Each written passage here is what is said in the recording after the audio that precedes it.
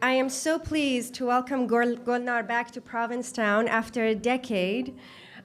She was a fellow at Fine Arts Work Center from 2010 until 2012, two years in a row. I was introduced to Golnar's work through the Work Center, which has made this connection even more meaningful for me.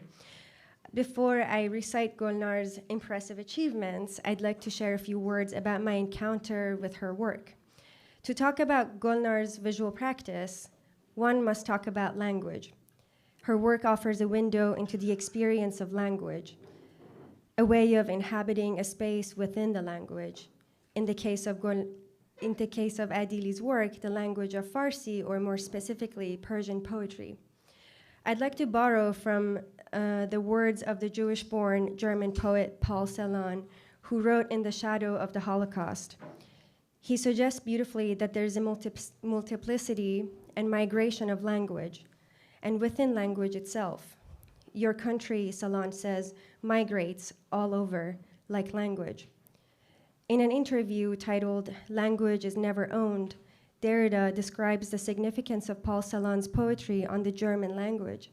He describes that by both respecting the idiomatic spirit of the language and displacing it, Celan leaves upon it a sort of scar, a mark, a wound. He continues by saying that to try to tamper with the language, one must acknowledge it, not as one's own language, since he believes that language is never to be owned, but as a language one has made up one's mind to struggle with, to take risks with. To scar and leave a mark and a wound and other bodily struggles is a productive entry into Golnar Adili's work. She makes verbs physical through a series of tactile manipulations, cutting, folding, tearing, smearing, displacing, misplacing, extracting, rearranging, repeating, and the list goes on.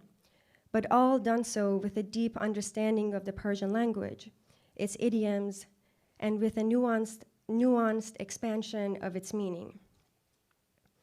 Golnar Adili's personal experience of displacement and migration has deeply influenced her visual vocabulary and has given way to a kind of visual poetry. To this end, to end this, I am going to borrow from Derrida's praise of Celan once again to say that Adili's work continues to give a new body to language and to give language a body. Golnar Adili is a mixed media artist, educator, and designer with a focus on diasporic identity. She holds a master's degree in architecture from the University of Michigan and has attended residencies at the Rockefeller Foundation for the Arts in Bellagio, Italy, the Center for Book Arts in New York, Mellon in Brooklyn, the Fine Arts Work Center in Provincetown, the MacDowell Colony, Ucross Foundation for the Arts, Lower East Side Printshop, Women's Studies Workshop, the Lower Manhattan Cultural Council, Workspace, amongst others.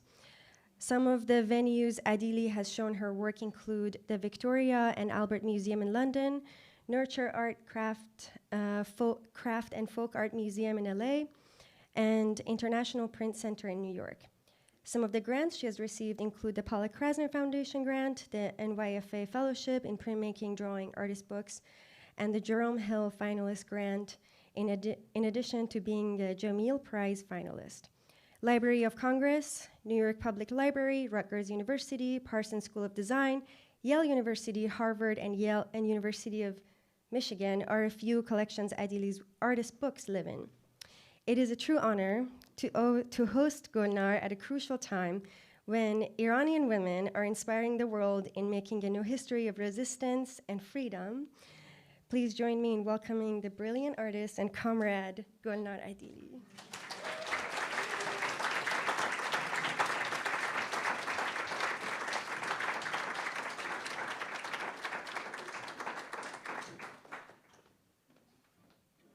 Oh my God, with that introduction, thank you so much, Asako. That was beautiful. And thank you, Provincetown, for having me back, Fine Arts Work Center. Sharon, and yes, and my beautiful bride, Stephanie. Thank you. Stephanie. Sorry. Yeah, there. Okay.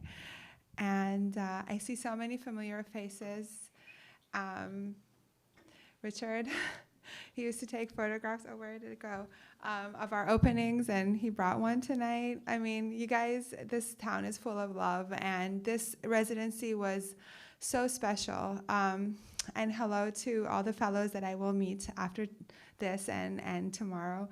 And yeah, so it's just such a pleasure to be here. Yes, there is a transnational feminist revolution happening in Iran, and it's really worth paying attention to at this moment.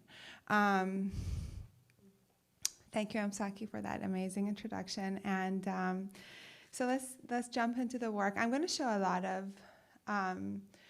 of pieces. Sorry, I just need to, get this right.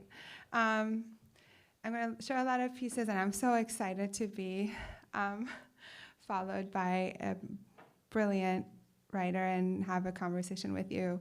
And yeah, so yeah, it's interesting that I put this up and you talked about language in my work. So I'm going to show a few. It was really hard to choose what to show, but I'm going to show you what I achieved here in Fine Arts Work Center. And this was one of them, and I'm really proud of it, because some people say, how long did it take to do this? This is 2 photographs that are kind of sewn into, one is coming out, the eye is coming out of the architecture, and it's after a Hafiz poem.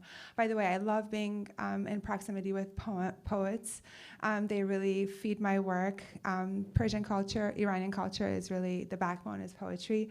So this is a kind of a visualization of a Hafiz poem. Shahneshine chashma man tekke gahe khiyal tost. The king seat of my eye is the place of repose for the thought of you, so it's very adoring. And the king seat is actually an architecture space in the old Iranian house. This is a house in Kashan that has this beautiful king seat, which is at the end of the courtyard, that you offer to your guests. That's why it's called the king seat. It's like the best place, and because it has the best view onto the courtyard and the pool and the garden. And I always wanted to mix these 2 images of house and the eye, and the king seat, the actual king seat. And so I took a picture of the king seat of this house in Kashan, and then, I was doing Photoshop, it was too flat, and then I was doing these collage processes, and this process, I just got to this process in this place. And sorry, so it's a very, it looks very digital, but it's actually very analog. And both photos are cut, and the eye is just taken into strips, and the eye is taken out of the strips of the house with a thread and a needle. This, my work is a lot about being a woman, and here in Provincetown, I came across Yadullah Royai's verse poem. That it was a short poem. It started with 1,000 pages of chest and 1,000 pages of mirror, and I was like, wow, what a visual! I can do so much with that, and I love the body. So I started working with the image of the chest, and this is the first piece that came out of that poem. So I staggered the rectangular strips, and I put them on top of each other. This is actually small because it's a photo I couldn't really find in my archives, so I got it from my website, but this is in my studio here. And this was the second piece I made, and I kind of followed the topography of the image and layered it.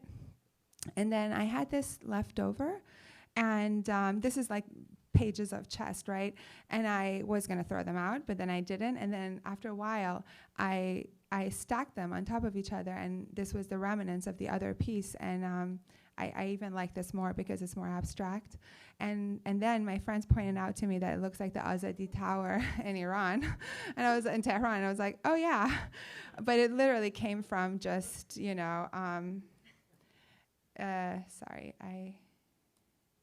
why is this? Hold on 1 second. Okay, there. Okay, this piece was made here too, and I just discussed this because we were invited to a staff show, and I went there, and it was like all this beeswax, paintings with beeswax, and I was like, whoa, this is so cool. And it was coming out of the surface, and it was this wave, and it was beautiful. And I was like, what is this material? And they were like, beeswax. So I started to experiment with, in that studio over there, with beeswax, dipping paper into beeswax. So these are like 6 layers of paper, and the print sits on top of it. And I just really wanted to deconstruct. And when I deconstruct, I like to not add or take away anything, but use the same layer. It's the same thing, but kind of put it back together. So the 2 edges of this are not cut, and the middle is cut only. So this took literally my whole time that I was here to figure out. It was not working until it worked, and I was going to abandon it, but a poet came to my studio, my friend, and I said, what do you like in this studio? And she was like, that.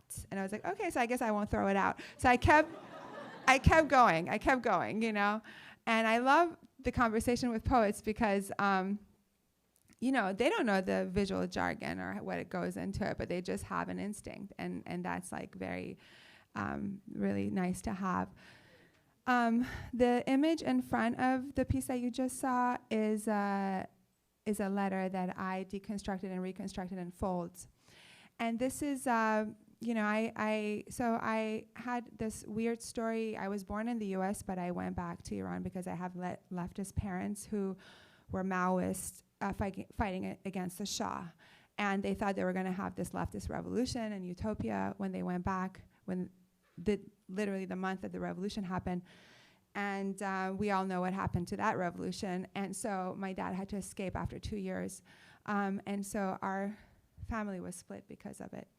And I grew up without my father. So there's a lot of digging that I did because of that trauma and displacement. I mean, not displacement. Well, displacement, yeah, because I'd gone back and my dad left. And so when I finally reunited with my father when I was 18, he died from cancer, and he left all these letters. And when I was cleaning his house, I couldn't believe it. I'm an only child, and he didn't have a partner.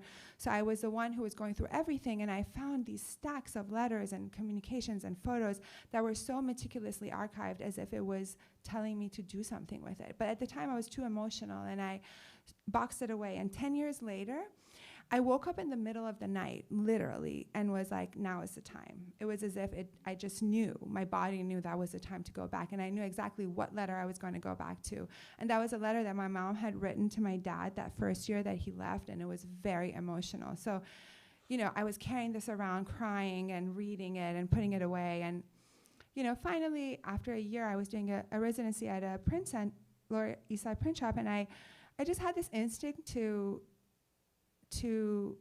reproduce it large. Then I made it into fragments, that I folded it in a way that it could be read. So it was reconstructed into the actual thing, but with difficulty. So you had to walk around it to be able to read it if you could read Farsi. And that moment, I realized that was my relationship to that letter, that it was really hard for me to read it, but I had to read it. And then that whole process of folding did that same thing without me consciously designing it that way or thinking about it in that way. And so that goes to say, it's really like art is its own beast, right? It just talks back to you and it does its own thing. And again, I'm showing you this because I made these here in my second year, and I'm just really interested in distortions. And I was like, well, what if you take an image, how many times do you have to reproduce it, and how large and how small you have to cut it to be able to roll it around these elastic tubes and then weave it together to see the image again. So these were all exercises in reproducing the image, but in, you know, around a tubular form, for example. And the tapes that you see on the bottom and the top are medical tapes. When my father had cancer, we were changing his thing here, and I was like, that's an interesting material. So that kind of stuck with me, and I kept using it because it was translucent, and it was really skin-like, and then it also reminded me of those really intense times. I always felt a tightness in my chest, and this is one of the ways that I express that.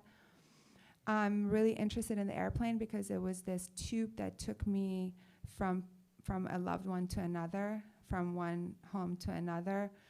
And so I always take pictures of the airplane window. And here I did the same process that you saw in the eye and the architecture, but here it's more subtle because you have 2 consecutive photos, like with 3 or 4 seconds apart.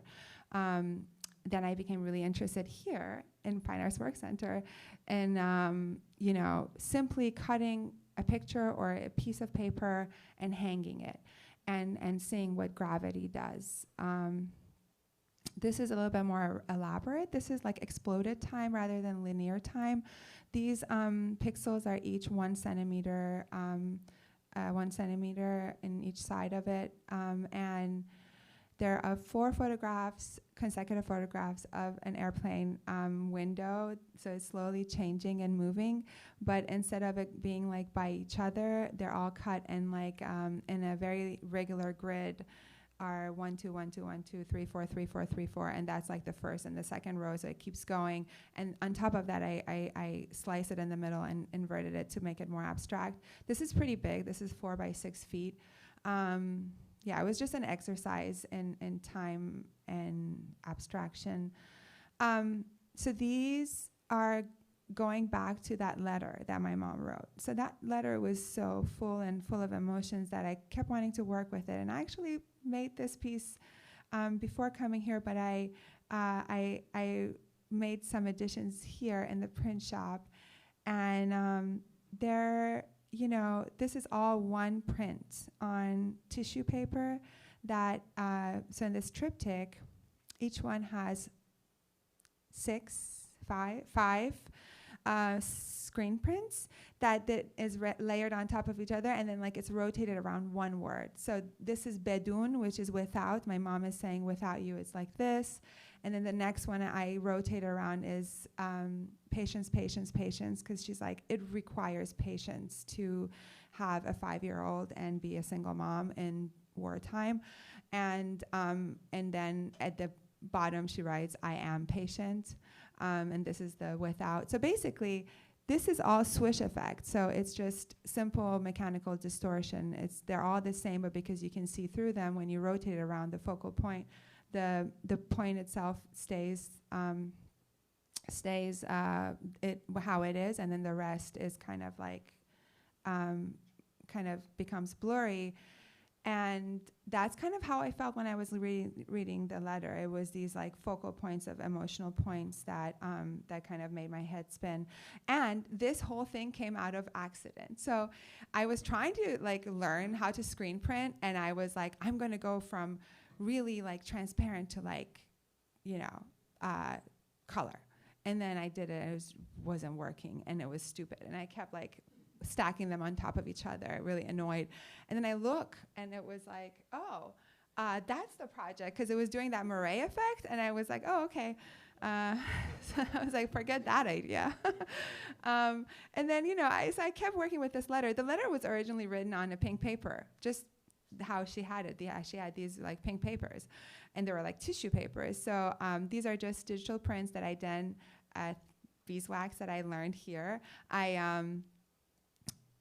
At a certain point in the letter, it says, she feels your absence deeply. And my mom was writing to my dad about me when I was 5 years old. And so the deeply, I just carved into it. So I wanted to show deeply. And then I was like, oh, wouldn't it be cool to make a opposite form? So the other one is a convex form. So they're kind of like diptychs. In my dad's letters, I found this letter that I wrote to him when I was 6 years old, when I just started how to read and write. And I drew us as a family of kites, which is so telling of what was going on. And I write, our names, like Daddy is like the big kite in the middle, and the little kite is Golnar, and the mommy kite is Giti. So I drew our family. And my father was addicted to writing. Like, that's how he expressed himself. So he wrote these long letters to this lover at the end of his life. And he died when he was 57, so he was really young. And so I found these letters that were all copied, and they were sent out. So like, I didn't have the original, I had copies. And she never wrote back to him. She was a narcissist. Obviously. So, there's this 11-page letter, and he's like really pouring himself out, and like it was so sad. I had to read these because I took all of this to SMAC Mellon to dig into it, and then the flood happened and everything was flooded. So I had to like wash everything. I lost all the books. This is all the stuff that I kept from my dad. So I was devastated, but then I could save the letters. So I was like, I'm gonna do something with them right now. So MacDowell was really nice. They were like, come here without me even asking and digitize this stuff. And so I went there and I was digitizing, I was reading, I was just like crying all the time. And finally I was like, what do I do with all this? And I was like, okay, I'm going to work with it. And what do I do with that? I said, I'm going to deconstruct and reconstruct it, like I do with everything. So that came from my background in architecture. And you see the 11 pages kind of lined up, and then I extracted all the yes. And yes is the last letter of the Persian alphabet, which to me, in my dad's handwriting, was the most beautiful because it's like this curved line, and I just loved it formally. So I said, oh, it looks like waves. So I just chronologically put them by each other. I used the line in the letter to know vertically where they go. So the only decision I had to make was how close they're going to be to each other. And then I decided to put the word that the yeah was extracted from in the belly of it. And then I said, oh, this line is kind of like the water line. So what if these are spoons and collecting water? So this blue that you see is not actually paint, it's actually tissue paper.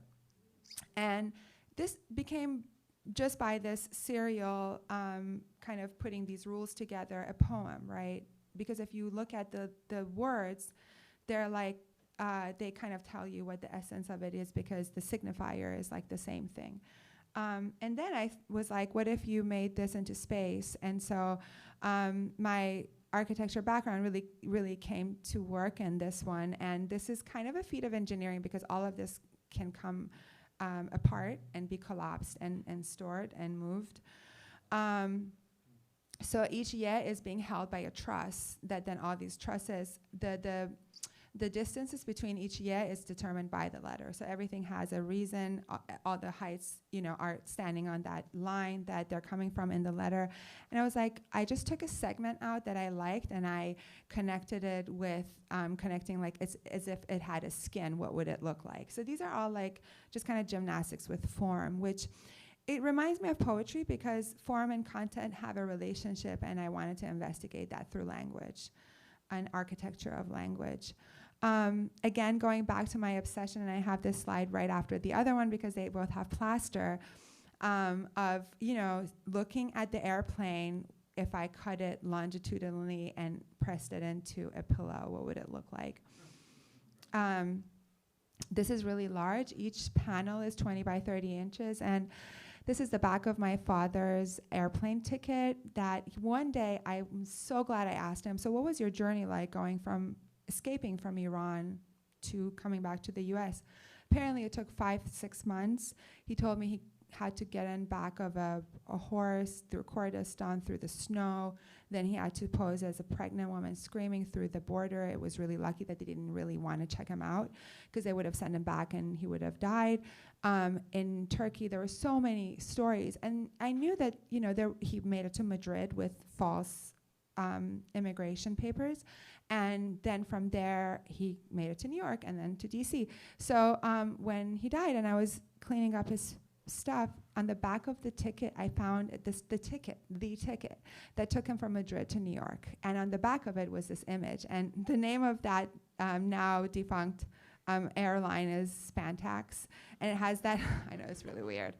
And it has that, the third engine up there, which I thought was really cool. And me already being obsessed with airplanes, I was like, oh my God, this is so cool. And by the time I was really grieved. So then later I work with it, and this is on, so this is printed Japanese paper out of just a digital printer. And then the amazing thing about Japanese paper is that it's really resilient. It's really soft, but it's resilient at the same time. And so I put, how do you say stuffing? It's like batting on the back of it, like how you quilt. And then I took one of these sentences that he had written to this stupid lover. Like all of the sky can't convey, can't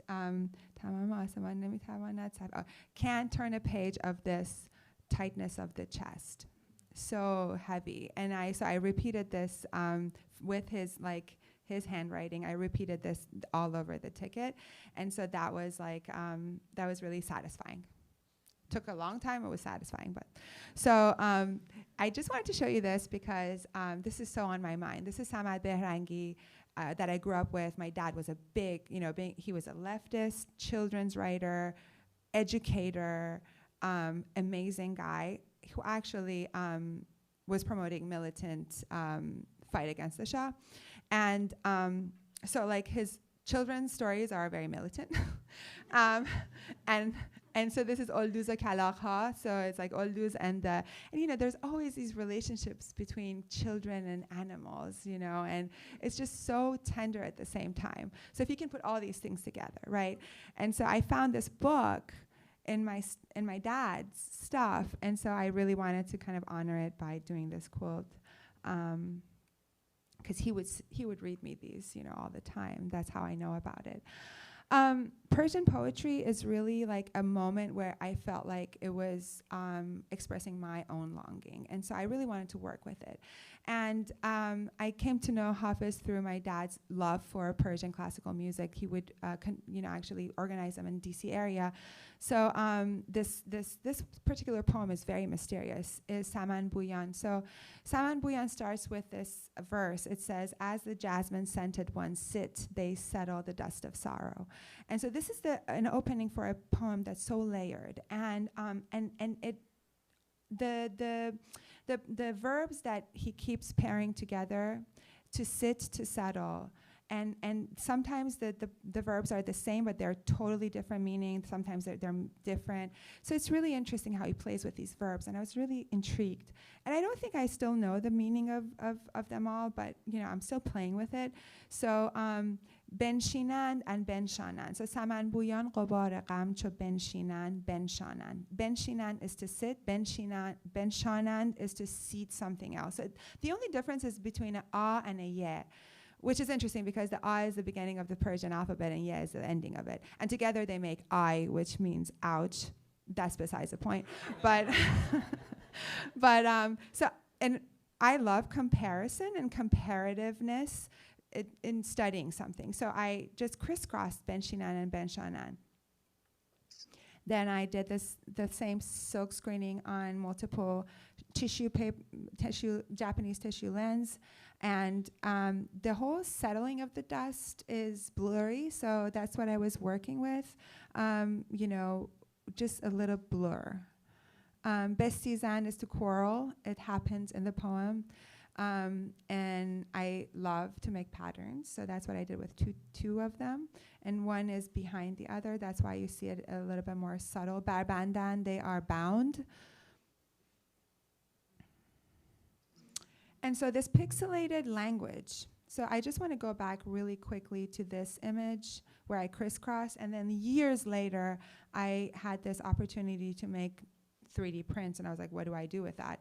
And then I was like, oh my God, I'm gonna make that crisscrossing into a 3D print and then just pull the middle a little bit to make it into a landscape. I really like landscapes, and I think that they do something interesting.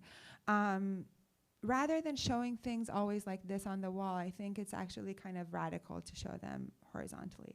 So this is a small model, and it reminds me of an urban landscape. And so I had a show last year at Q Art Foundation. So I was like, oh, this is a moment that I can test this. And this is really analog made. I just made the two verbs with these cubes, wooden cubes, and then I just made little stilts, and kind of had them go up and down. I made a seesaw where I compare Benshinan and Benshanand.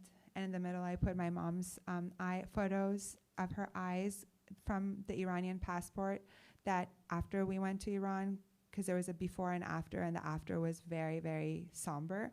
And I just think it tells a story. It tells the whole story, the gaze.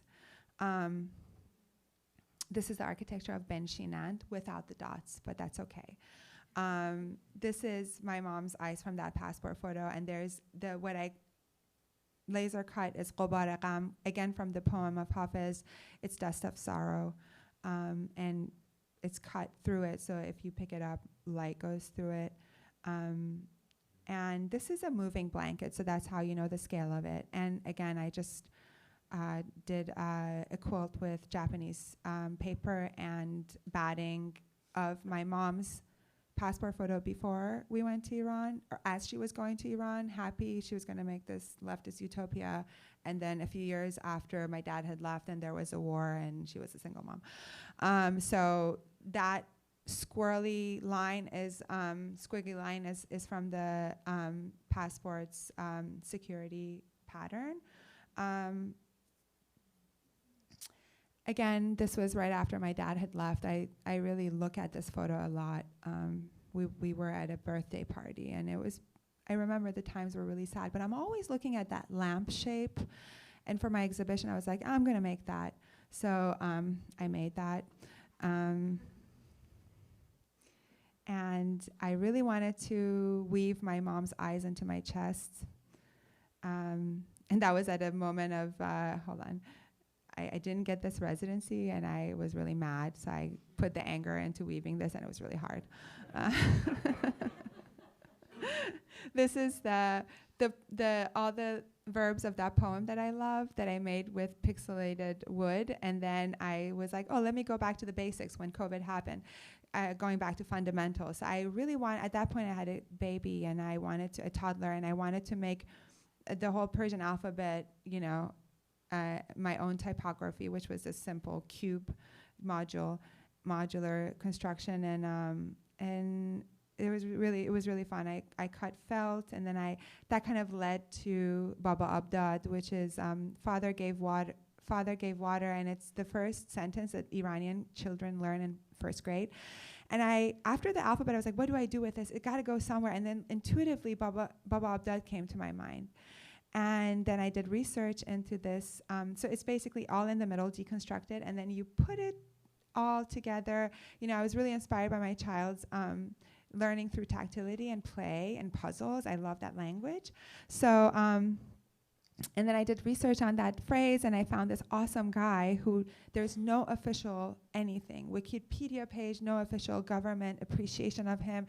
And he basically started the nomadic schools in Iran. He revamped the first grade Persian book. So he's really attached to that sentence, Baba Abdal. And this guy appears in Mahmal Baf's movie Gabe in his real life role, which was the first grade Farsi teacher and also a plant colorist of rugs in Gabe, which is like a very nomadic rug.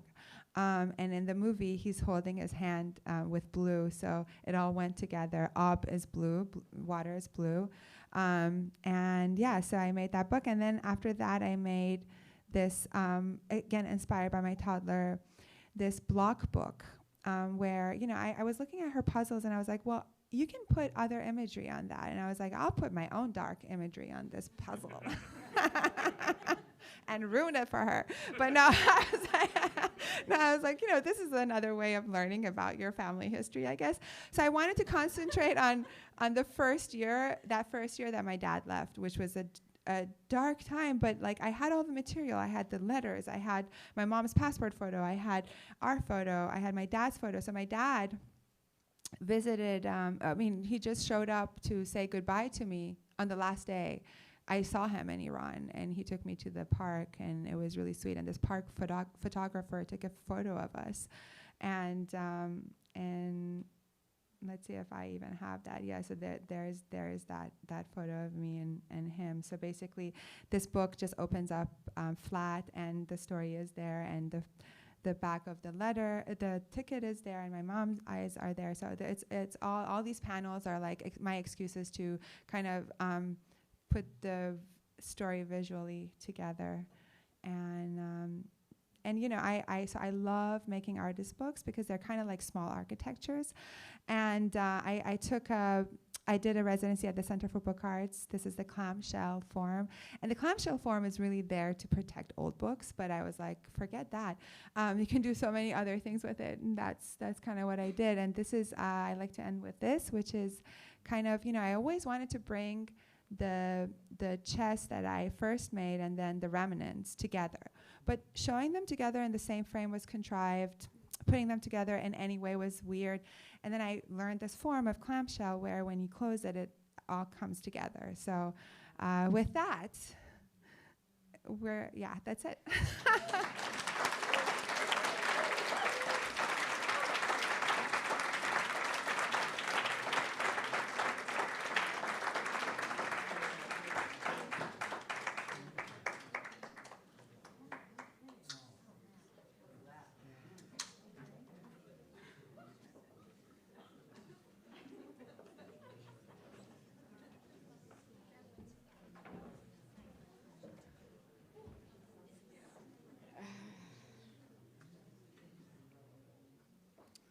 I was going to wear this scarf up here, but I'm shaking, so that's on you. Wow, okay, breath.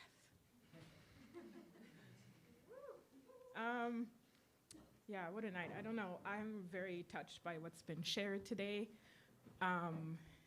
so far, and I hope that you'll see that the rest of the evening is exactly according to plan. The first time that I heard Asako Serizawa read, I was, without my permission, transported elsewhere. We sat in a cabin, a group of artists gathered on the floor and in a variety of chairs in temporary lodging, where she was kind enough to share some work. One moment we were in a wintry New Hampshire, the next we were in the leaking mind of a Japanese elder. Rarely have I been so moved by a reading, but why wouldn't I be, given work of such veracity, such capital T truth and capital T tenderness? In the LARB review of Inheritors, Art Edwards points out how, quote, I quote, Serizawa plays with point of view throughout the collection. Her stories range from first person to close third person to an omniscient third person that feels like historical chronicling, end quote. Such is the challenge of a post-colonial grief-telling. Complications captured not just through Asako's immersive prose, but just as viscerally through her intuitive structure, a structure cognizant of the fractal effect of war trauma on one's sense of time and place and self. Memory, seeking, and loss are at the center of many Serizawa trans-Pacific tales. Center left of that stage stands dismay, and nearby its mythical cousin, hope. Center right, we sense an existential humility, belonging to the characters, sure, but a humility made available to the Serizawa reader. Read her to be intimately reminded of this theater, and to traverse territories of exile and return without neglecting the in-between. I suspect a modern, maybe Western readership has come to expect a different type of loan from their fiction, the cozy gift of psychological interiority, meant to elicit empathy and understanding, meant only to mirror our private, unacceptable, here unimaginable reflections. I am a fan of this mission too. But it is increasingly my belief that fictional interiority can answer a higher calling, to not merely reflect a personal soul, but to observe that which marks the collective soul, the haunting of an ancestry, for instance, or the ever-changing spirit of a plagued diaspora. With a bravery of craft and multidimensional and multicultural lenses, Asako's work raises murmurs of the past alongside objections of a present day, flashing ahead as well to imagine the future we might prevent. For the world is in a bad state, wrote Viktor E. Frankl, but everything will become still worse unless each of us does their best. So let us be alert in a twofold sense. Since Auschwitz, we know what man is capable of, and since Hiroshima, we know what is at stake, end quote. It is my honest joy to invite to tonight's physical stage, Asako Serizawa. Asako is both our guest and at home here, I hope, having served as a Fine Arts Work Center Fiction Fellow from 2015 to 2016. She was born and raised in Japan, Singapore, and Indonesia. Her debut book of fiction, Inheritors, won the PEN Open Book Award and the Story Prize Spotlight Award, was a Massachusetts Book Awards Honors Book, and was longlisted for the PEN Robert W. Bingham Prize, a recipient of grants from the National Endowment for the Arts and the Mass Cultural Council.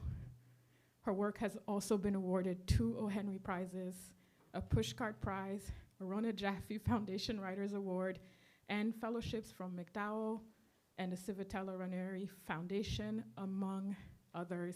She currently lives in Boston and is here with us. Karibu, Asako, welcome.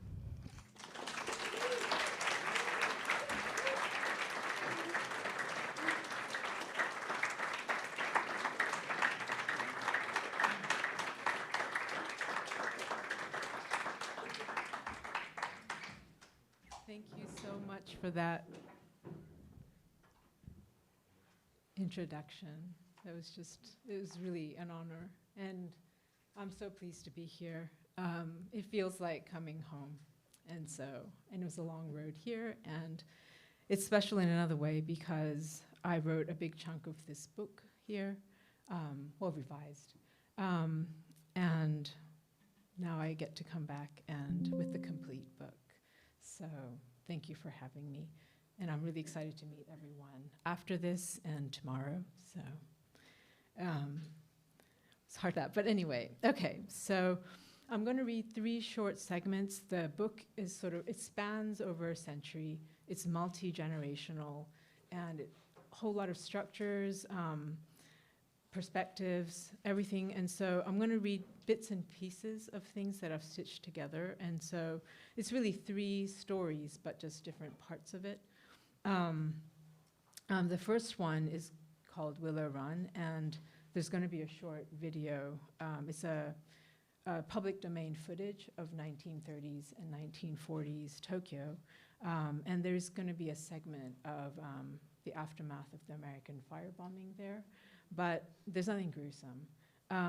The story's told as this one-sided interview where you hear the narrator's answers, but you don't hear the questioner's questions. And it's sort of mimicking this kind of testimony space, like how that's written. And the story's set in 1991, so that's like 46 years after the Second World War and just after the death of the Showa emperor who presided over that war, which is really part of like a 15-year war for Japan, an imperial war. So, Willow Run. Do you know Willow Run? Yes, willow as in the tree, run as in the verb. Of course, I had no idea what it meant then, or what he, the soldier, meant by it. But I liked the sound, Willow Run, like something wispy, something escaping. Looking back, I have to laugh. But at the time, I'd repeat the word so cumbersome on my tongue. Many women recited the sutras, but in that situation, I'm sorry, was there some way you wanted me to begin? I was born in the first year of Taisho. That's right, 1912. Of course, as a Japanese, I wonder if nuances aren't lost when accounting in the Western way. For example, unlike Meiji people like our parents, we Taisho people were very open to the Western world.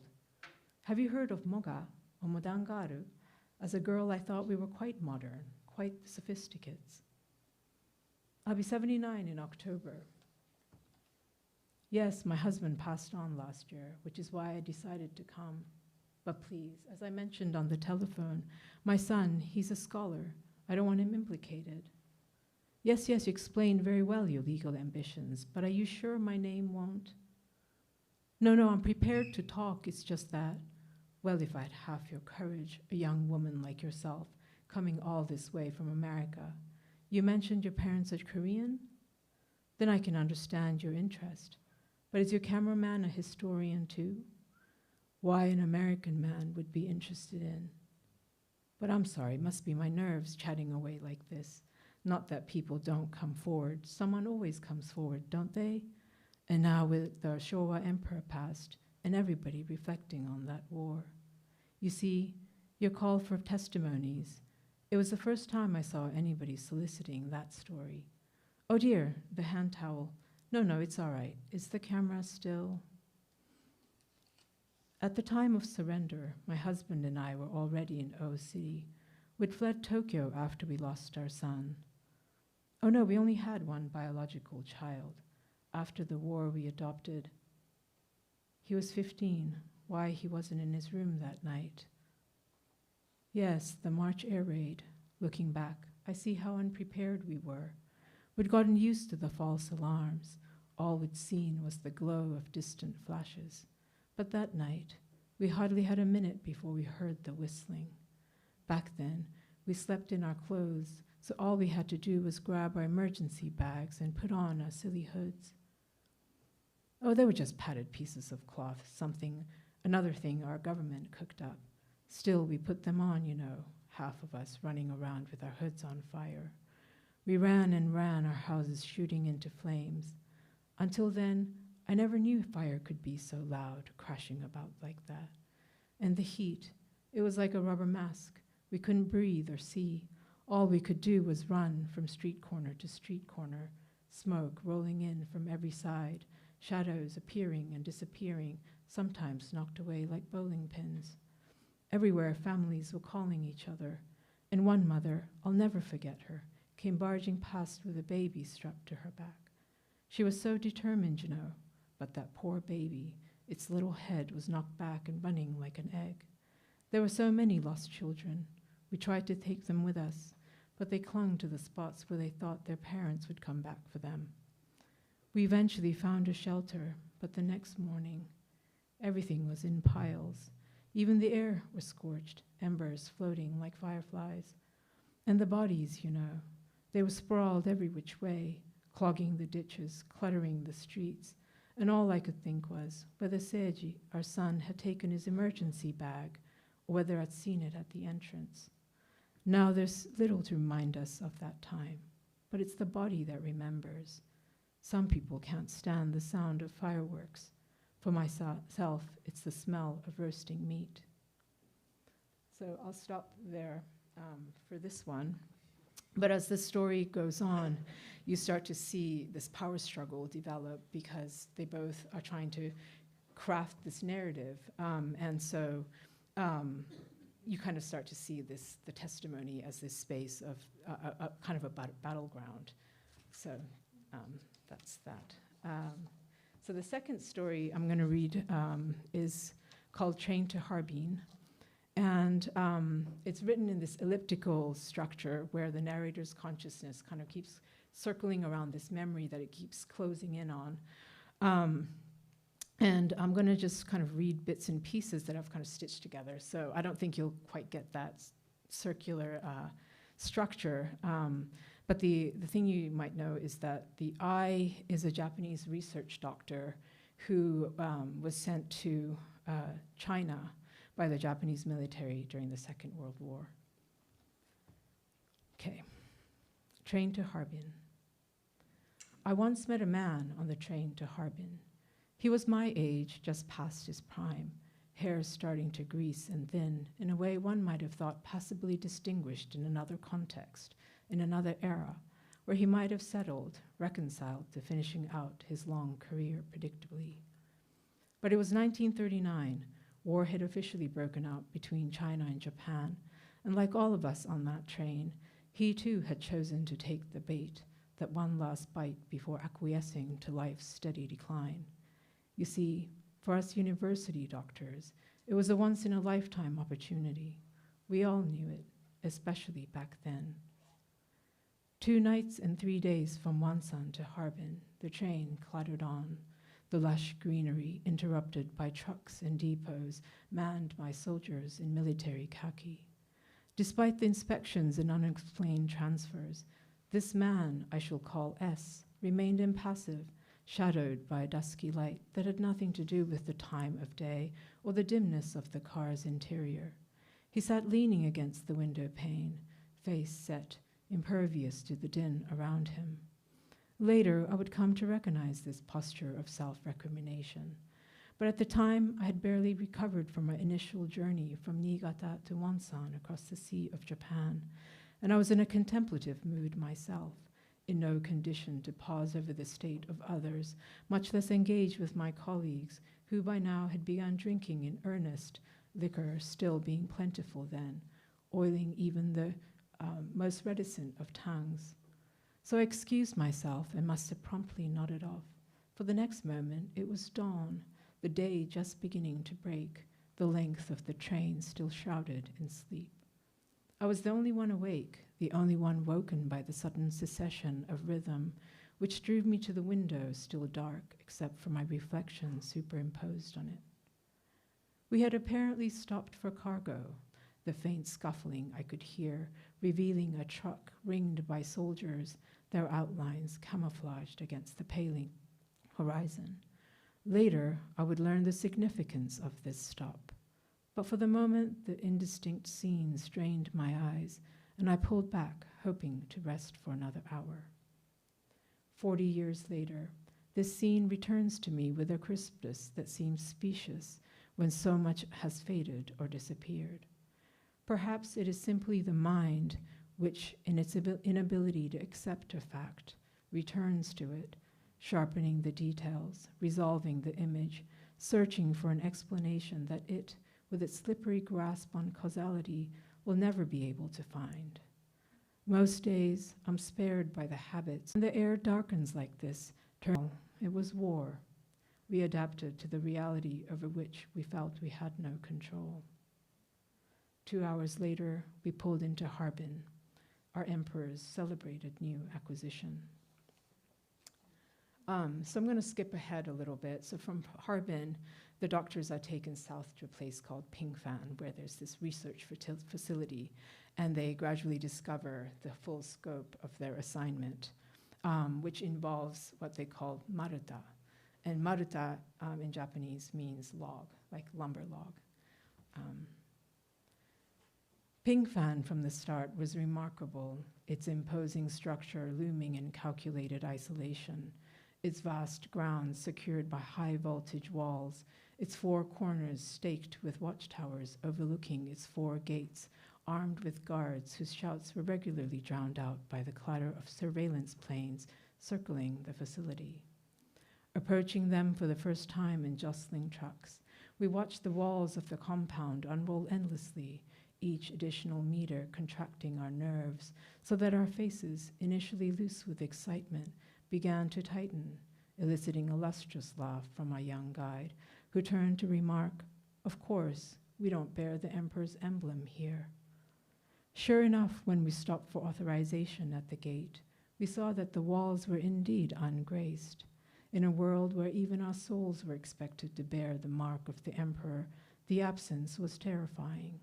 And perhaps this was when I saw Pingfan, its forbidding grandeur cloaked by its unmarked walls, presaging what it was capable of. By then, it was clear that the warning emanating from it made no exceptions, even as it opened its gates and saluted us in. All told, I spent 4 months in Pingfan. Officially, we were the Boekikuisube, the anti-epidemic water sanitation unit, Unit 731, a defensive research unit. Materially, Pingfan spanned 300 hectares, its fertile land dappled with forests and meadows, its innumerable structures, headquarters, labs, dorms, airfield, greenhouses, pool, luxurious. Locally, we were known as a lumber mill, a pair of industrial chimneys continually emptying into the impending sky. I do not know who came up with the term maruta. The first time we saw them, We were in the hospital ward where they looked like any patient, intubated under clean sheets, changed daily. The second time we saw them, it was at the prison ward where they looked like any prisoners, uniformed and wary. Both times I remember the hush that fell over us as we registered exactly what we were being shown before we were briskly ushered away. By the time we were given full reign over our research, we were using the term, counting up the beds, tallying our maruta in preparation for our next delivery. Indeed, I believe it was a cargo transfer that I witnessed that morning on the train to Harbin. I was asked to inspect such a cargo just once. Woken abruptly, I was summoned by an officer waiting in an idling jeep. Throughout the ride, I was bleary, my mind cottony with sleep, and once I gleaned the purpose of the trip, a preliminary health scan, I shut out the chatter and arrived unprepared for the secluded station, the small squadron of military guards patrolling the length of the curtained train, the cargo's white tarp peeled back to reveal 12 prisoners strapped to planks and gagged by leather bits. My first reaction was morbid fascination, my mind unable to resolve the image of these people packed like this, and the term maruta acquired a horrific appropriateness that struck a nerve. I began to laugh, a sputtering sound that elicited a disapproving glance from the officer who pressed me forward. How they managed to survive, I could not imagine. Trembling with exhaustion, they lay in their thin prisoner's clothes, wet and stinking of their own unirrigated waste, until one by one they were unfastened, forced to stand, their movements minced by the shackles that still bound their hands and feet. No one protested, the only shouts coming from the guards as they stripped and prodded them, the tips of their blades shredding their garments, exposing them first to the cold, then to the water, as a pair of soldiers hosed them down.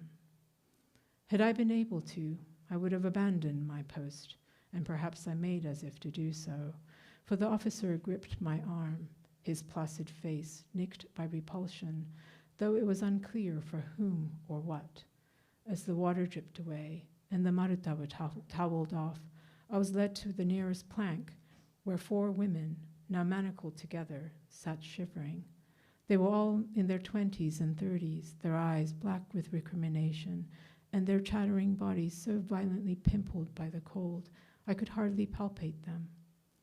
The second plank was an all-male group, each man wiry with work, irradiated by humiliation so primal, my hands began to shake. The third and final plank was a mixed group, perhaps a family. One woman grew so agitated by my attempts to minister to a limp girl that I barely registered the man pulled from the train and added to the cargo. The new prisoner was my age, in good health, and spirited enough to have risked the curtains to spy from the train window. He was brought to me to be tranquilized, and though I must have complied, I remember nothing else, only the leering heat of the soldiers snapped to attention behind me, and then later, the vague relief that flooded me when the next day I stepped into my ward and did not recognize a single face. Lumber mills? I don't believe anyone was so naive. Okay, so the last one.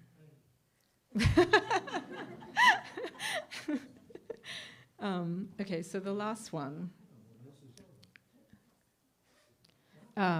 is called Allegiance, and this is a companion piece to Willow Run, the first story I read from. And you basically get the story from the husband's perspective. The story's set after World War II, during the American occupation of Japan. And it was a military occupation. It was kind of a colonial sort of situation, with all the sort of patriarchal and racial and power implications that brings. The husband, the main character, is a dissident journalist who is out of work because he's a leftist-leaning person. And he has to rely on his wife to provide for them. And she starts working for the occupation. So several things happen, and he gets very curious about her work, her job, and her movements. So he follows her. And this is the moment where he follows her onto a train. So allegiance. Okay, so this is the middle part. He spotted her right away, sitting at the opposite end of the car, her coat folded neatly on her lap, her cloth bundle perched above it like an oversized mikan. Darting above the tall man, Masaharu took up his position, only to be jostled by a throng of Katsukiya smugglers transporting rice on their backs. They cooed and eddied their precious bundles, wrapped in the kind of obuihimo his own mother had once used to carry him, pressing him down the aisle. 2 more seats, and sure enough, his wife's eyes fastened onto him. "Are you on your way to Tomita-san's?" she asked, amused by his contortions. Masaharu grunted. Tomita was a fellow journalist, a die-hard communist who had been released from jail when the Allied victors abolished the peace preservation law, once used by the Japanese government to suppress unpatriotic activity. Tomita, arrested for questioning the legitimacy of Japanese presence in Manchuria, had been detained for 10 years, a light sentence compared to many who'd been incarcerated for upwards of 20. Masaharu took off his sweaty cap. "I forgot we were meeting today on a Sunday," he mumbled. "Tomita-san is a zealot. If you weren't so busy brooding, we could have left together." She handed him her handkerchief. Masaharu wiped his face, ignoring her gentle jab. "Tomita needs to be careful. We don't know how open American-style democracy is." "I'm sure Tomita-san isn't keen on returning to jail," she said, turning to acknowledge a young woman who'd bumped against her. The woman had a small child and a sizable bundle on her lap, fragrant with tea she probably hoped to barter on the black market. She bowed apologetically, including Masaharu in the gesture. "One thing Tomita needs to realize is that it's not Japan but us men who were defeated." His wife didn't disagree. "You men have made a mess," she said. "That's right," a woman near them piped up. "All men do is make more. And lose it too," another chimed in. "I heard they're opening the government to women. Pretty soon women will be running this country," a man behind Masaharu said. "Lucky for you, you'll never lose another war because we won't make any," a third woman cracked to the other's approval. Masaharu wondered what these women would be saying if Japan had won the war. Victors could justify anything, and hadn't they thrown themselves into the war effort just months before? The man behind him clucked, but didn't reply. His wife said, "Didn't we all contribute to this war? I certainly didn't do enough to prevent it." A silence descended over the car, the train's rhythmic clatter unpleasantly marking their progress. She was right, of course. He and his wife had at least done their part, boycotting send-offs and contesting propaganda news. But in the end, these were small individual acts with no collective reach. Once upon a time, not so long ago, his name had carried weight. If not for his wife and son, he would have continued to write, hand-copying his exposés and distributing them himself. Ultimately, though, he'd never been convinced jail was a useful option. The doors rattled open. Masaharu gripped his wife's seat. A few passengers pushed their way out as more squeezed in, among them 2 GIs who, despite the occupation's segregation rules, had apparently decided to experience native life. Unlike those who strutted around like roosters, at least this pair seemed well-meaning, if revved by the thrill of disobedience. "Konnichiwa," they said, their well-fed faces flushed with optimism. "How are you today?" "My name is Jim," one said, looking at a group of schoolgirls. "What's your name?" Several women tittered. The men turned away. A ropey silence hung in the air, low grumbles of displeasure rising. "Name?" The soldiers extended their hands. "Name?" The schoolgirls giggled nervously. The man behind Masaharu clucked again. "They occupy our country. Do they have to occupy our car too?" "Maybe their car's full," a woman said. "Ever see more than 5 or 6 in their car?" "They're just kids," someone else snapped. And that was true, Masaharu thought, turning to his wife. That was the problem. Kids know nothing about consequences. That's what makes them useful in war. Even Seiji, He swallowed his words. Their son wasn't a topic they mentioned freely. He peered at her, expecting the doleful smile he found especially withering. His wife, though, was gazing out the window, the platform beginning to glide. Shortage had brought a new edge to her face, the kind of sharpness he might have mistaken for anger if he didn't see her hands, white with nervous pressure. She'd long since mastered her body, but here it was betraying her. Years ago, when the first Kempeitai police raided their home, she'd almost undone the family with her hands. Fortunately, the soldiers were too green to notice, but it was the first time Masaharu had understood how much his dissidence was wearing on her.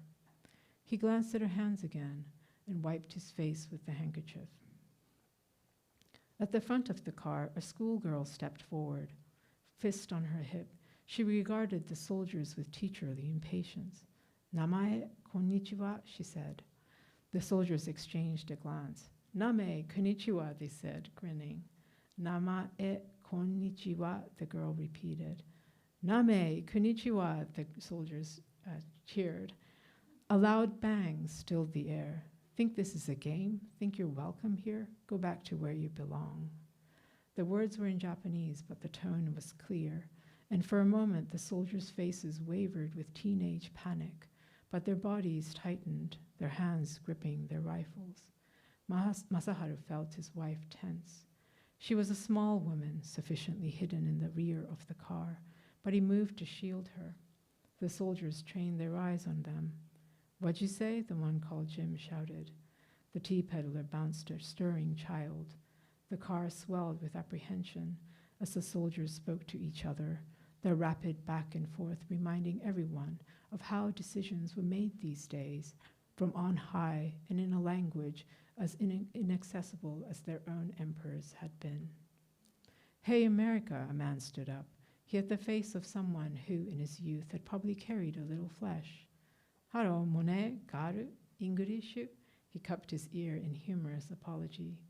The soldiers swiveled to look at him. "Ingrishu?" the man tried again. The soldiers did not move. The man wiped his upper lip. "All right, USA," he pumped a thumbs up. A few women muffled their laughter.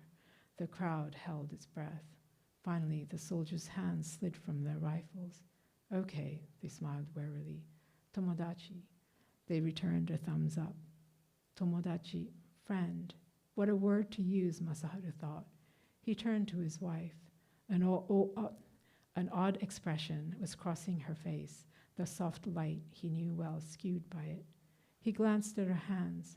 They were resting on a bundle, as still as polished stones. And I'll stop there. Thank you for listening.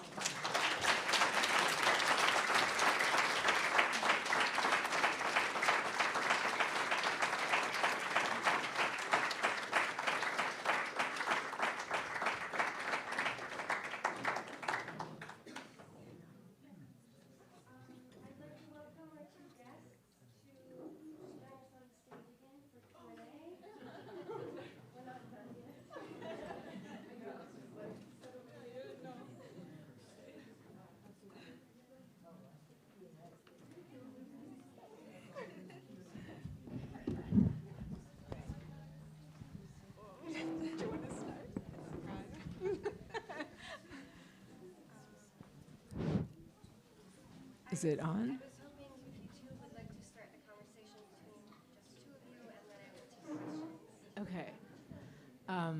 questions. Is it on? Oh, it is. I think so.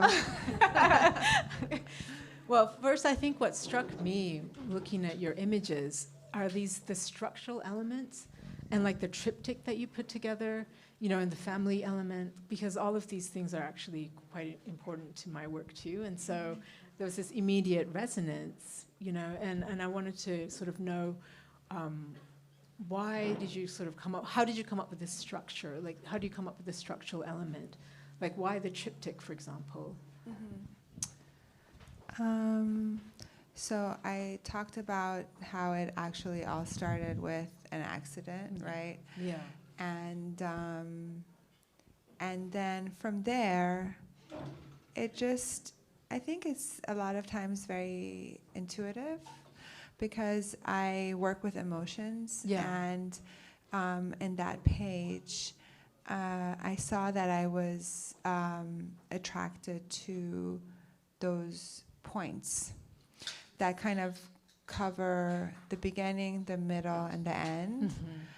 And the rotation thing was really about, you know, when I saw that these things were piling and they were being unsuccessful, and I look, it was this Murray effect. And that, when I started to play with that, okay, so this is cool, but what do I do with it? Yeah. A lot of the drama was created when I started to rotate around one focal point, because the center stays pretty much the same, but the 5 that are just staggered slightly, then they create this swish effect, I guess I call it. Yeah. But so, you know, like just kind of playing, observing, and then going with my intuition, like a combination of those things. But also the whole like rotation thing is, you know, it just reminded me of like this dizzying effect, or my own visceral response to the letter. So it all like made sense. It just kind of hung together, which, yeah. I mean, it's just so amazing because, I mean, it's such a cool way to do it visually, I think, because for me it would be like a conceptual thing, and this collection was sort of, the concept, there's 3 different kinds of images, but one was a kaleidoscope. You know, you turn it and the pattern changes, and so the idea was, so the book is sort of divided into sections. So some have 3 stories that revolve around a particular incident, and it's seen from different angles and from different times, so it's not linear either. And so the question was, how do you do that in writing? And, you know, I look at your image and I see it immediately, and it's so cool, you know, like, and you feel it in this way, you know, and like with writing, it doesn't quite work like that, you know. You kind of have to work to get there, you know what I mean? So this is so interesting that you say that, because as you went on and on stage and you were talking about, I was like, you guys do the harder work. We just kind of like play. Yes, okay, so it was created pretty fast, but yeah, it takes a while to get, like some people ask me, how long did it take you? It's like technically, I don't know, like a week, but really, but really, it like, to gather that intuition, to think about those things, maybe years, you know? Right. But you guys do the harder work. And I don't know, it's such a labor to write, because I've being around, like especially in this residency, and seeing how you craft and go back and forth, and a book is epic, like in terms of scale to me, and so. But I was really curious so I need to read the book. So I'm gonna ask you some surface questions, and I'm gonna use what you just said, because I was so intrigued when you talked about elliptical, and also the eye doctor. Like, one question is, was there a relationship? Why is it not circular and it's elliptical? And the last question is, do you know Sadegh Hedayat, which is this Iranian writer? No. Okay. We'll have to talk about that. Yeah, totally. Okay. Because I find interesting parallels. Yeah, so a lot of my structure has to do with, so I put the burden on the structure to do with certain things. So in that case, it was this man who, it's a man who's putting himself on trial for the crimes that he's kind of, done during the war. And so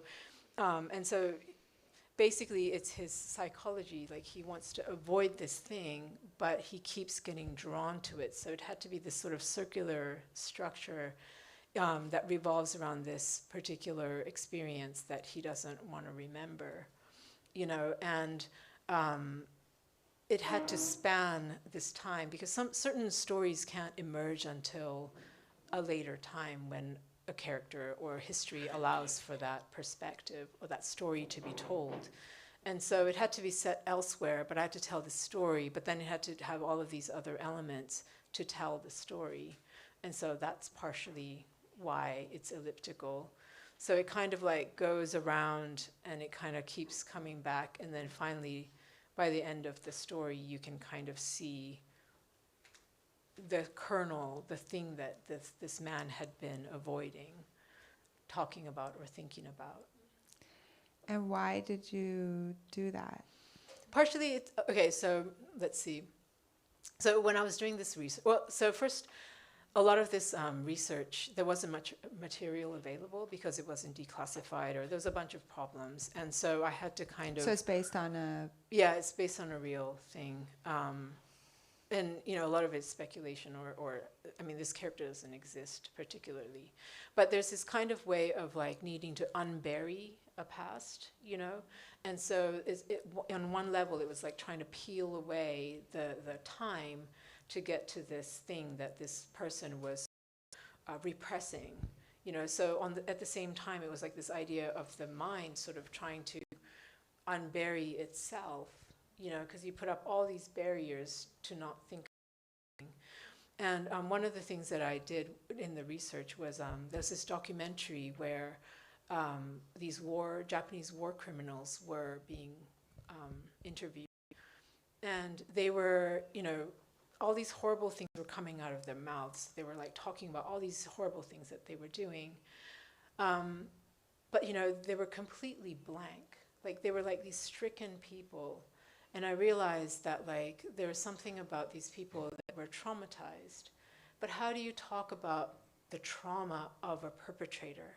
You know, like, and what would be the purpose of that? And, you know, and so then I realized that, you know, these are people who are split in this way. And they kept saying, like, I don't know how I did these things. Like, I can't connect to it, you know? And so basically it was like trying to, with the structure, trying to kind of mimic that kind of consciousness where, you know, somebody's split. So there's a story that's taking place on one level and a consciousness that's trying to avoid or, you know, spinning around another. I don't know. This is all like, does that make sense? Yeah. Okay. Totally. No, it totally makes sense. And so very psychological. Right. Yeah, that one is a psychological structure. Yeah. Right. And it's interesting, the whole elliptical or circular journey, because, you know, trauma is cyclical. Yeah. Like all the things that you just want to get out of, but you keep getting back sucked into. And it's really interesting that you're gesturing this kind of depth. Mm-hmm, right. And so were you saying that, I'm sorry, I haven't read the book yet. No. But this person was interested in self. What was the word you used, that they were putting themselves on trial? Yeah, they were putting themselves on trial. What does that mean? So like somebody who is trying to evaluate their own culpability or responsibility, you know, for having done these things, because partially people were given orders. And so for me, it was kind of like, how do you get to a place where you commit these atrocities? Because a lot of people weren't sociopaths or some other people, you know, I mean, they were regular people with families, and yet they have done these things. And it's kind of like, to me, it's like, okay, I can sit here and it's a privilege to think that I won't do these things ever. And a lot of people probably would have thought that too, you know, and yet they ended up in these situations in which they did all of these things. And how do you reconcile with that? Especially if history turned out a certain way where they were not put on real trial, you know, like they got away with it in this way, you know? And so then it's like, what happens to a person like that? How do you think about it, you know? I mean, little things in my daily life make me cringe, you know, and I sit there like, you know, doing this sort of thing. And so, I mean, imagine if you are a person who committed, you know? I mean, I think about it a lot because I'm just watching on the news this revolution unraveling and all, because the regime is so desperate. They're doing the most horrible things that they've been doing before, but now it's like just like times 10. And I think about that. I think about how how do they go on with their lives when they go home, when this thing is, and when they close their eyes? Like, where's the first thing that they see?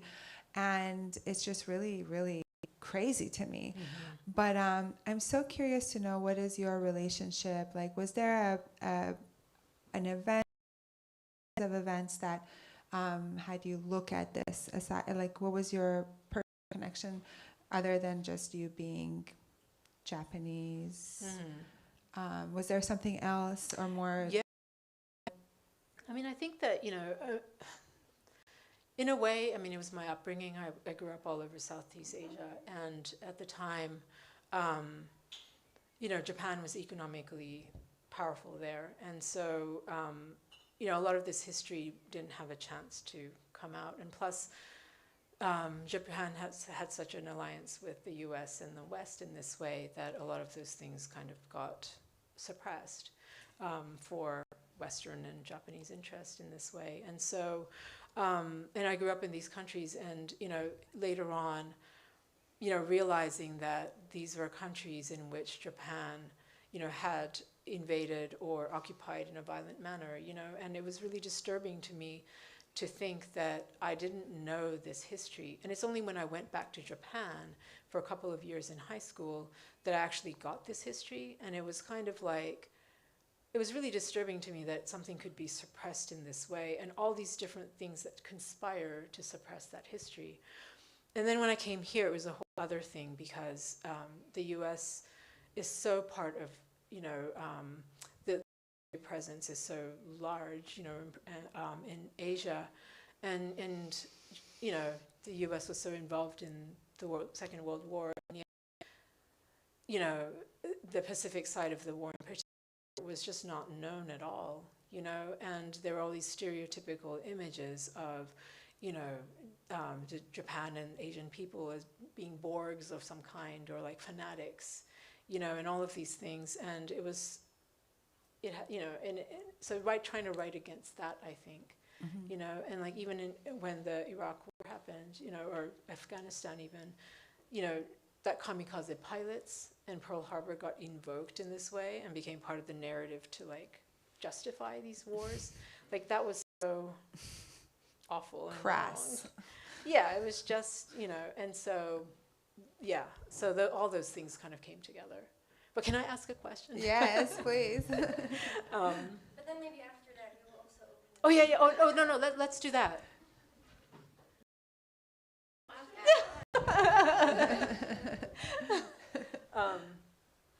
So do you see, like, how is your work changing across time? Because, like, I mean, the personal is so part of your work, you know?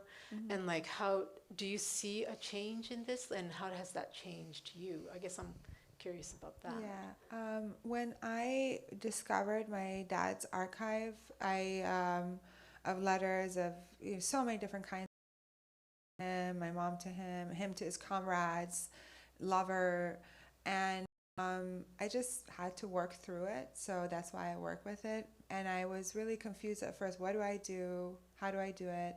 And then it took a while to figure out, like, what I do with it, what I do with everything else, which is dissect and put it back together. Why? I don't know. Just that's my process. And, you know, it can get really dark when you go in there. And so I gave myself total freedom. I said, just be attracted to whatever you want to do. And then whenever you're tired, go do something else. So I'm growing these bodies of work kind of parallel or separately, and allowing myself to go wherever I want to go, whenever I want to. And you know, sometimes I'm like, oh, it's so self-indulgent, and then I'm like, okay, I am, because I'm interested in language. And so, like, when I had a child, I just realized how interested I am in puzzles and games, and then my interest in language and architecture kind of fused with that. Mm-hmm. Mm-hmm. And now that I have to spend more time working and not doing my art, I find myself going to, and then I found the artist book form. Mm-hmm. That if, for me, you know, book art really interesting, but for me is about restructuring, like redefining the structure more than a text and an image, or you know, the more like traditional idea of the book. So then, you know, at home, being a mom, like not being able to go out, I just wanted something that I could control and do and small, and so the book form was really like an answer. And so now that I have less time and I have fragmented time, I see myself doing more of this book arts and design things. But if there is an opening, I would like, I wouldn't even know now what I would do with that, but I think things change. You know, space opens up and time opens up, ideas, kinds of ideas maybe come. But for example, the pandemic was what made me really delve into this idea of the book, because I had all these like ideas floating, but never time to actually sit down and do it. So I think there's a lot of space in book arts for me to explore in this architectural way. Yeah. That's, yeah. Thank you. Does anyone have a question?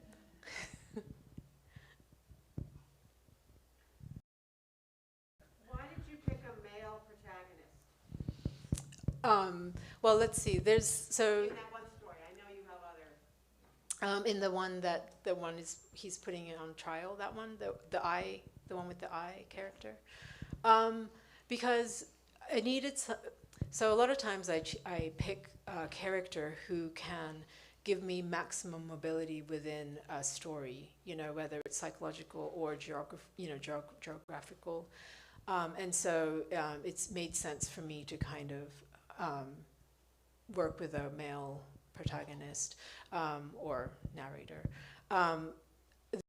Is that this was a history that's not known. I kind of work with history that should be known, but it isn't, you know. And so these are little known historical bits. And the doctors were, I don't think there were any women present in that type of situation, and so that's partly why, yeah.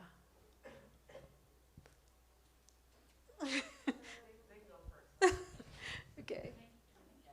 So I really see both this nature of circling around the same subject, the circular thing, and I just imagine yourselves on like a spiral rises and continually hitting and going up, or if you imagine a negative spiral, or where you are swirling around in this, is there movement in both directions? You were spiraling down.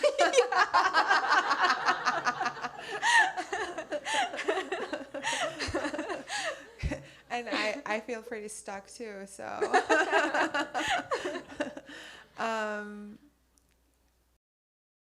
Interesting question. It's, you know, and we were sort of talking about this earlier, like, you know, this obsessive, investigative look at something, dissecting and going around and around it. I don't know. Until I guess I get dizzy and fall off or something. Yeah, exactly. I was gonna say until you're flattened, you know.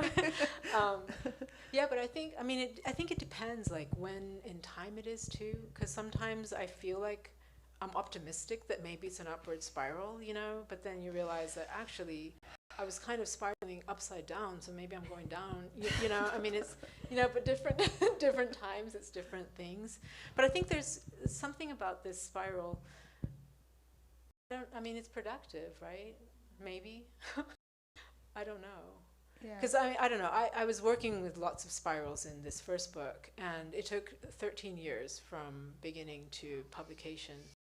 And as I was getting close to it, I realized that actually this is one book in 4.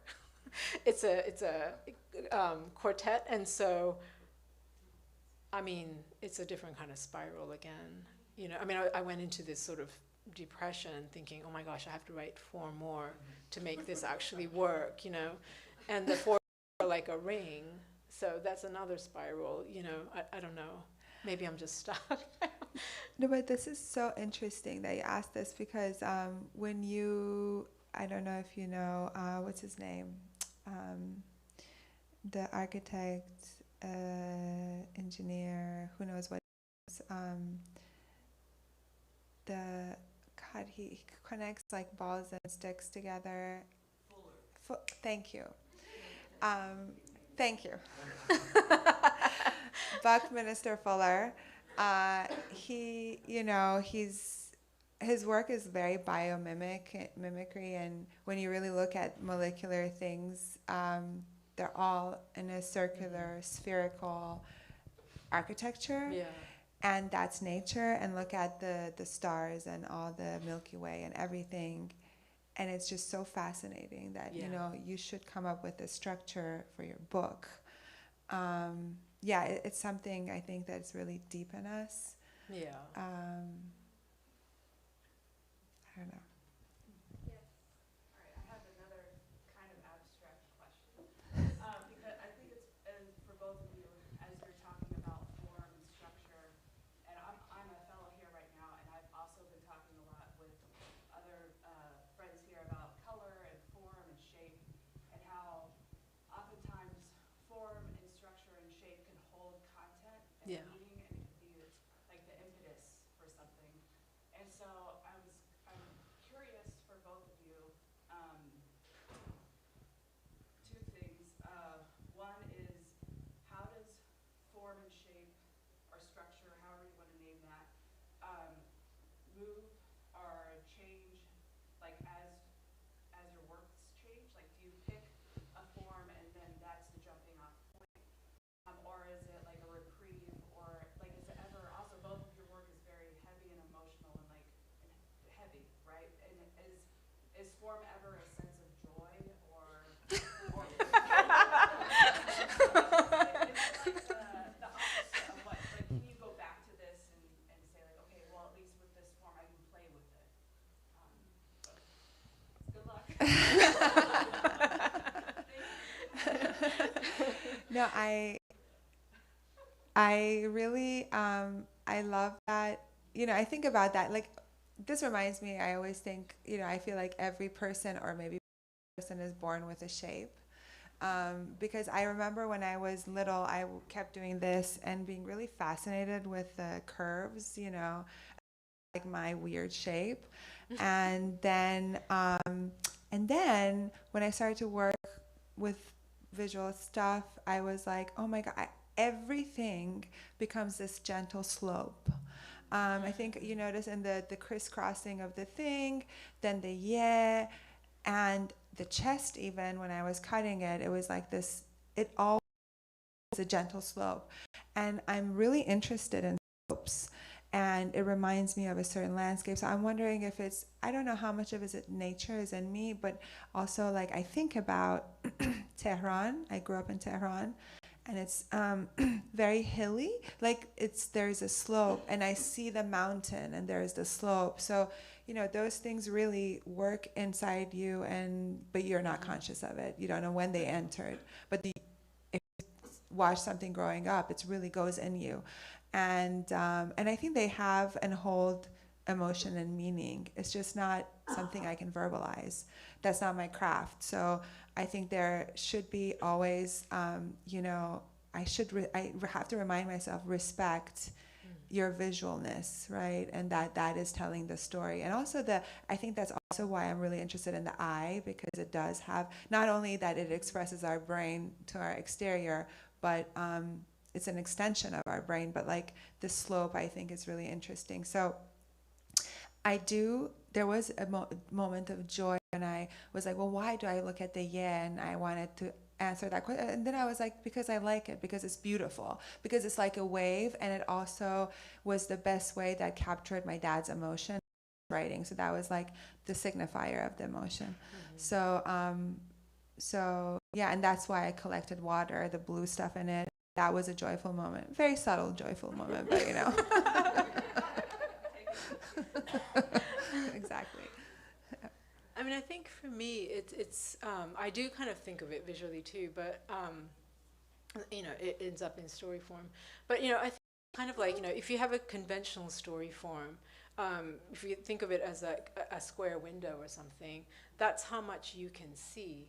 But if you're trying to write a story and you realize, like, okay, the historical component has to be in there, or you have to include these things because that you need to have those contexts in the story, then you have to start to expand or change the shape of it to get these things in. So if you have like an oval, suddenly you can see different parts of the same story, you know? And so I think it's kind of like that. And I work with structure and form and genre in that way. So a lot of it is trying to invent how to do that. And so like the one-sided interview, partially it's kind of like how are testimonies written, because some stories are only accessible through testimony, you know, and what does that really mean? Because in the end, they are, there's an agenda, you know, and it follows a certain format. And so it makes somebody's story look a certain way, you know, but what if you want to tell a larger story than that? How do you do that? And so I did think of a different form or shape or structure to do that. I think for me, ultimately, I mean, there's something joyful, I guess, about creating, you know. Yes, exactly. But the other thing I think is that if I can write this story and write it against some kind of conventional story that exists, I think always my hope is to do a restorative work, you know, like there's some kind of thing that I hope to heal, maybe, you know, through this. So, yeah, these are kind of, you know, really upsetting stories, but by the end of that story, I think it's the work of trying to restore the human, you know, even in these perpetrators, like not to excuse their crimes, because I don't believe in that at all, but to understand that these are all humans, and once you get there, maybe there's some way to maybe change, you know, the course of things or something like that, you know, and I don't know, something emotional healing of some kind. I find it so interesting because shape and form is, for a visual artist, you know, something I work with, but I just find it so intriguing when I hear you talk about or like any writer talk about this as something that, you know, is very structural to what you do. Yeah. It's just really fascinating that you think about that, and that it's a tool, right? And it's a forming tool for writing. I might just be in the wrong field. I should have been a visual artist. No, I mean, you know, yeah, no. So interesting. Yeah.